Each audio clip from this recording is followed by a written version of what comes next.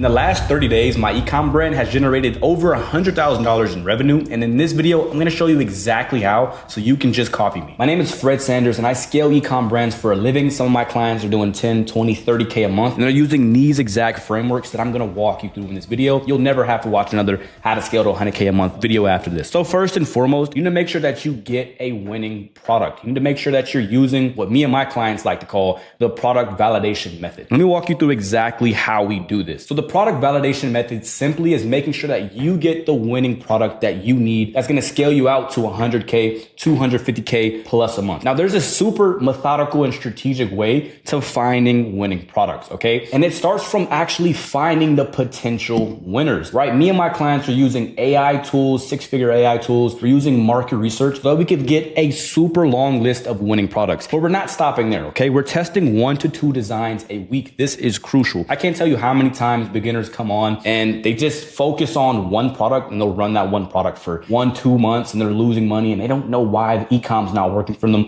and they blame the business model. It's because you're not quick to fire. Me and my clients are super quick to fire. I love to say that. We're testing a product. If it's not working, boom, we're not using it anymore. Within 2 days, 3 days, we're not using it. We're testing 1 to 2 designs a week or products a week. And we like to note high performers. Now, what do I mean by noting high performers? When we do find a product that's working really well for us, we're not just, okay, this is the one we're going to go with and we just take that and run with it, because there might potentially still be some room for a better product that might work even better. You have to realize when you do choose a winning product, you're probably going to stick with that product for, I want to say, at least a year. Okay. Because if it's making you 100, 200, 300K, you're going to stick with that for at least a year until you decide ultimately on either selling it or just continue growing with it. So you want to make sure that you're choosing the right winning product. I like to use a lot of strategy, a lot of testing to make sure that, the product that I'm choosing is not just good, but it's great. And I'm using metrics on Facebook ads like CPC and CTR and cost per result to basically boil down which of these products are the best. By the end of the product validation method, I know for 100% fact, me and my clients know for 100% fact that this product's not only a winner, but we have creatives that we know work with this product. We have a website and landing pages that we know work with this product. So when it is time to actually scale and go through the other parts in this process I'm about to walk you through, they know for 100% fact, okay? It's not like they're guessing and hoping to have a winning product. They know. And that's the difference between running a real business and running some cheap dropshipping finicky store. We do real business. You have to think very logically and methodically. So once you pass the product validation method, my clients are moving on to number 2. They're optimizing the top end. Okay, now you can think of this as marketing. A lot of people get stuck here. They feel like the reason they don't have a good ecom brand is because of their marketing, which is true. Okay, now let's tell you how to actually fix that. There's 3 phases that you absolutely need to go through to make sure that you have great marketing. The first phase, which we briefly covered, is testing creatives. Now, we're not just testing, a bunch of creatives. We are, but we're also testing different angles. If you don't know what an angle is, it's basically a different way you could sell your product. Let's say you're selling an electric toothbrush. You could sell a toothbrush to many people. You can sell a toothbrush to people who have bad breath and make a bunch of videos of people who have bad breath. You can sell a toothbrush to people who have gingivitis, or you can sell a toothbrush to people who have teeth that are falling out. These are different angles and different pockets of problems that you can direct your ads and your videos and your website, basically your messaging towards, so you can figure out which one of those problems with the creatives that match are working the best. Okay. So a great warm up that me and my students are using is make sure you write down a few problems that, people would be buying. Let's say you're selling, like I said, a toothbrush. People might have gingivitis. They might have bad breath. They might have, teeth falling out. They might have yellow teeth. They might want whiter teeth. If you're selling a coat, they might want a comfy jacket. They might want something to stay warm in the winter. They might want something that's super soft. Figure out what problems your product solves. You need to list them and then make angles and creatives to test and hit those different pockets to see which one works best. Okay. And that moves us on to testing for the right audience. You need to make sure that the people that you're actually targeting are resonating with your product. I always like to make the analogy, if you're selling NBA shorts, you don't want to be targeting people who love football. Okay. You need to find people who love basketball. If you think about your product and you think about the people who are buying your product, it's super simple. You need to figure out who your target customer is, what they look like, what's their age, what things do they like. If you're selling a golf club, maybe this person also likes country clubs. Maybe they also like eating healthy. Maybe they also love spending time and watching outdoors. Maybe they also like watching basketball. Think of your ideal avatar and then list out all the different things that they might like and enjoy, what their age is. Go super down and detailed. You can go as detailed as where they live, what's their zip code, what's their household income, right? These are things that we're testing and testing audience so that we can find the right audience of people who resonate with, this super shiny product. I'm making child drawings, but you understand. Okay, and this moves us on to the last one, which is testing a paid ad strategy. I can't tell you how many times people come on looking for the best one-size-fits-all paid ad strategy. I'm here to break the news to you. It doesn't exist, okay? If you think about it in a logical perspective, a paid ad strategy is to figure out how to find customers that resonate and like your brand. If you go copy someone else's paid ad strategy, their winning paid ad strategy, that's the product and strategy that worked for their brand. You're selling something completely different. Your ideal customer profile does not look like their ideal customer profile. So why are you using the same strategy trying to bridge the gap between the two? It doesn't work. You have to figure out what strategy works for your brand. Now, this is something that me and my clients are doing. We're figuring out what strategy works best for them. Everything's completely customized to your brand, to your ideal customer profile, to your creatives, etc. So once you figure out that ideal paid ad strategy, you have completed the 3 phase and you're in what I like to call the golden zone and you're ready to scale. Now you know what creatives are working, what angles are working, what audience resonates with that, and what strategy to use. Now it's as simple as putting more money behind it and watch your ads go up. But I wish I could say it's over, because this brings us on to the third and final topic. You need to make sure that the people you're actually bringing to your website, that they're actually gonna buy. And I don't mean just making your website look super nice and super fancy and highly designed and all this stuff. The actual look and how it looks is like 40% of the work. It doesn't matter nearly as much as your backend metrics. Now, if I will briefly explain what backend metrics are, it's basically a mixture between these 3 metrics right here: conversion rate, average order value, and lifetime order value. Everyone knows what conversion rate is. How many people are going to your website divided by how many people actually bought. Okay, if you have 100 people go on your website, 50 people bought, you have a conversion rate of 50%. An ideal conversion rate for ecom, if you're running paid ads, is somewhere between 6 and 12%. Some of my clients are crushing. They have like 10% conversion rates because we know how to optimize for conversion rate. How do you optimize for conversion rate? Super simple. You can split test different landing pages. You do not want to just be building one website. That's the only website you use for your entire lifeline of your business. No.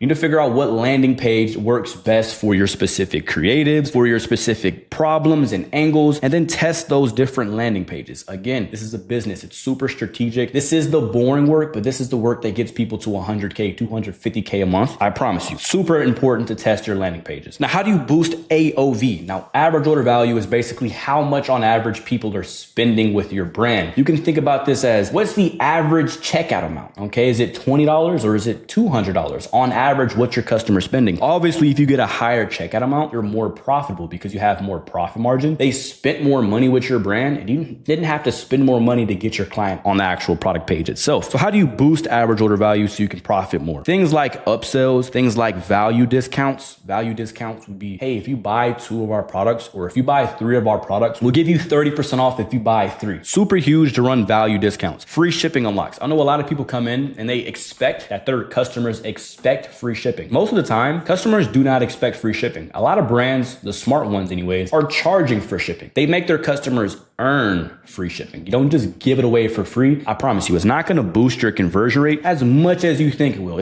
If any at all, okay? Make your customers work for it. I like to always make them work for it by making them kind of play a game, okay? It's like, hey, if you spend $100 or more on my brand, this is me just throwing out a random number. Obviously, you have to figure out the number for your brand, but if you spend, 100, 200, whatever it is, you can unlock free shipping. And you'll be surprised the amount of customers that actually go and they spend $60 extra just to save like $5 or just to save $8 or $12. It doesn't make sense on the outside, but if you go into human psychology, you'll realize just how much humans love getting a deal. It makes them feel like the product's even more worth it. So they'll spend a little bit more money just to unlock that deal. You'll be surprised the extent humans go to just to get a deal. Now, things like cross sells, down sells, if they don't take your upsell, you send them to a down sell. So a down sell would be a cheaper version of whatever your upsell was. An upsell is just a different variant of a product. So if you're selling a supplement, you could sell them a different supplement. Okay. If they don't take this supplement, then sell them on a cheaper supplement. That'd be an example of an upsell and a down sell. Obviously on AOV, you could just focus on branching out and testing different offers as well. So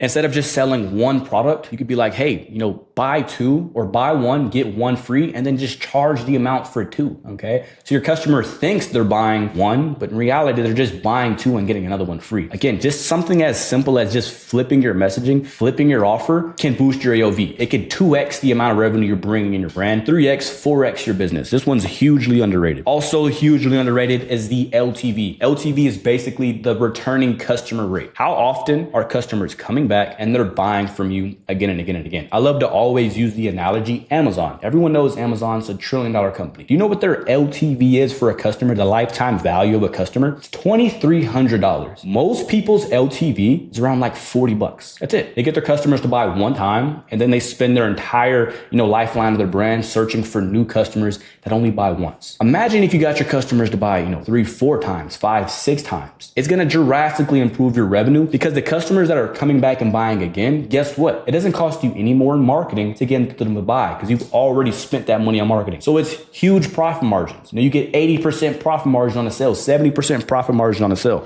Okay. And I hope I nailed down the point on why LTV is so important. How do you optimize it though? Things like automations. Okay, doing email and SMS flows, reminding your customer, to come back and buy more. Do things like comeback discounts. If you're selling something like a perishable item or something, for instance, when they run out, hey, if you run out, come back and buy again. We'll give you 10 to 15% off. Or hey, if you know a friend that wants one, here's this code for 10 to 15% off. Tell them to go buy. Or hey, if something ever breaks or something, here's a new discount code. Just giving them that automation. And then email and SMS is largely underrated because if you ever drop new products or let's say your customer didn't actually buy and they're in your abandoned checkout, having their email, having their phone number so you can run targeting and get them to eventually buy, super largely underrated. I would say like 20% of your revenue should just be coming from email and SMS alone. A lot of people don't know how to run it. Let me just tell you, it's difficult. Okay. There's a lot of copywriting that goes into it. A lot of systems that go into it. If you just go on a website and you got a big pop-up that pops up right here, it's like, hey, give me your email. Customers are not going to want to do it. And they're not even going to want to shop with your brand because it seems scammy. There's certain ways to collect emails and SMS. And that's something we're walking all my clients through. But super important to make sure you're doing email and SMS, even if it's super basic. And then the last one is just customer experience. Again, think about Amazon. The brand relationship to customer for Amazon is amazing. I trust Amazon. You probably trust Amazon. If you go to Amazon's website and something ever happens, like you buy a product and you don't like it, you can reach out to customer service and they'll respond immediately. Okay. Like not in 24 hours, 48 hours,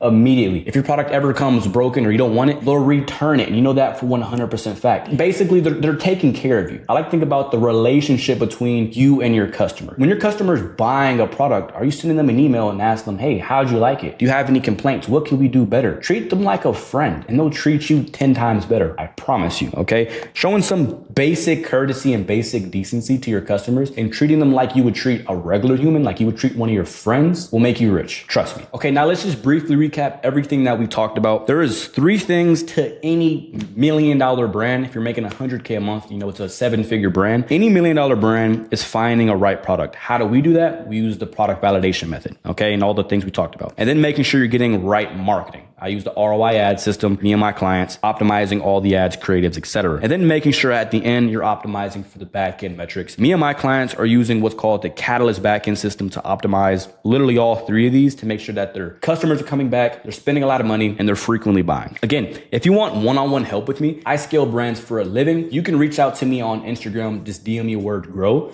Reach out to me and I'll see if I can help you. And if I can help you, I'll walk you through what that process looks like. If I'm not able to help you, we'll at least talk on a call and I'll give you a game plan so I can at least point you in the right direction of what you should be doing if I say I can help you. Regardless, we'll make sure you get something out of the call. So if you want my one-on-one help on scaling your brand, again, you can reach out to me on Instagram, just DM me a word. That's pretty much all I got for you in this video. If you learned something and you thought it was helpful, I give this stuff for completely free. All I ask, just leave a like, okay? Just drop a like on this and I'll see you guys in the next one. Peace.